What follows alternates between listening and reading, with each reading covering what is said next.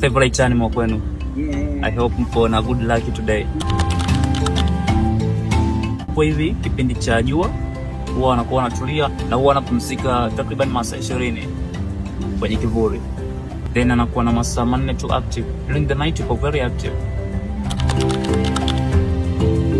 na usiku wanaona vizuri sana, zaidi ya mara 2 kama sisi tunavyoona.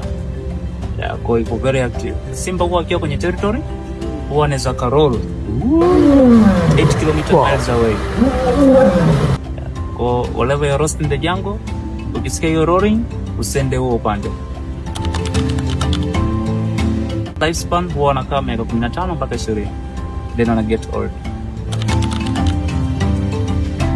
Kwa hawa wa kike wanabeba ujauzito ndani ya miezi 3.5.